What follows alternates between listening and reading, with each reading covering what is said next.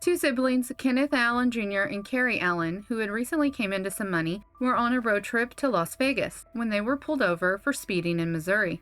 The police officers noticed bloody clothes and bedding in the car. When taking a closer look, they found cash, jewelry, credit cards, and driver's license for two older people who lived in Indiana. Once the police started to ask questions, Kari told the authorities that she and her brother had killed their grandparents and mother. She also told them that they had dismembered the bodies and buried them in the basement of their grandparents' home. What would motivate two people to do such a horrible crime? Sister and Kari were very close. Kari relied a great deal on my sister, Sharon.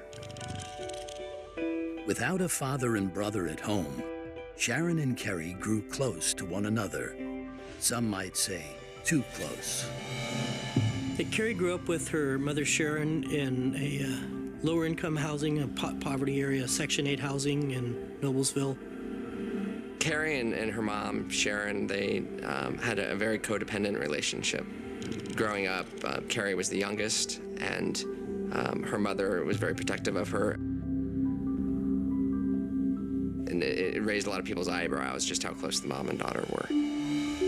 As she grew from a toddler into a child, Sharon would shelter and protect her youngest daughter to an unusual degree.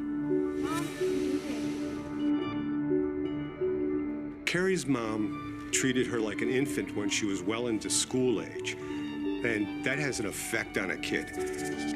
Kari grew up with absolutely no self-esteem.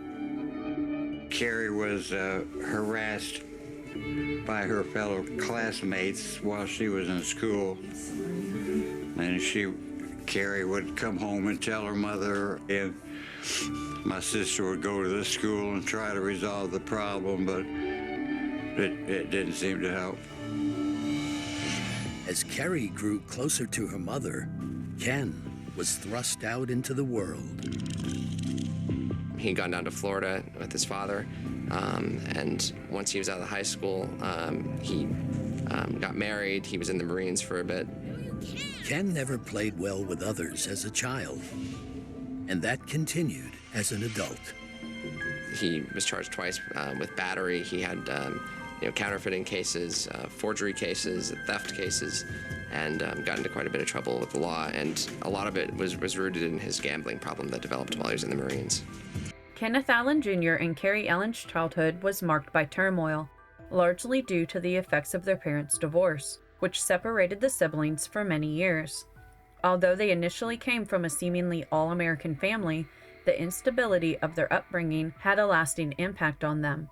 After the divorce, they grew up in different households and environments, which deepened the emotional and psychological gaps between them. Despite these traumatic aspects of their childhood and adolescence, their actions shocked even those who knew them, as they went on to commit horrifying acts of violence driven by greed and Kenneth's addiction. It rises to the level of evil, and I believe Kenneth and Kari were evil. Kenneth led Kari down a path of criminality, accumulating in their involvements in the murders of their mother and grandparents. This bond, reignited after years apart, was further complicated by allegations of incest, which underscored the deeply dysfunctional nature of their relationship. The killings took place across two locations. Sharon Allen and Betty Bradley were murdered in an apartment in Noblesville, Indiana, while Leander Bradley was killed at his home in Indianapolis. Kenneth first stabbed his mother and then suffocated his grandmother. With Kari's help, the bodies were moved to their grandparents' home in Indianapolis, where they then killed Leander. The bodies were buried in the basement under concrete, a gruesome act that led to the scene being treated as a hazardous materials site due to the decomposition. After their arrest, they confessed to the killings, leading police to the remains of the victims. Both siblings were extradited to Indianapolis. Are you going to find one body, two body, or three bodies? Kenneth's motive was largely financial. He had been involved in gambling and was angry at his grandfather for not giving him money to support his habit. He had previously expressed resentment towards his grandparents, blaming them for his financial woes, and even threatened to kill them before carrying out the plan. Ken had a habit of getting a paycheck, and then he would blow that money at a riverboat casino. and then come back to Indianapolis and beg my mother to give him some more money, and then he would just return and spend that money in addition. There was an 11-year age difference between the two siblings. Some think that Kenneth possibly took advantage of Kari and manipulated her into participating. In addition to the emotional devastation, there was a sense of fear and unease as the investigation unfolded. Many community members found it difficult to process that something so violent and tragic could happen so close to home. This led to widespread coverage in the news. Neighbors and acquaintances expressed disbelief, many struggling to comprehend how the siblings could commit such a horrific act against their own family. The motive, of course, only added to the tragedy.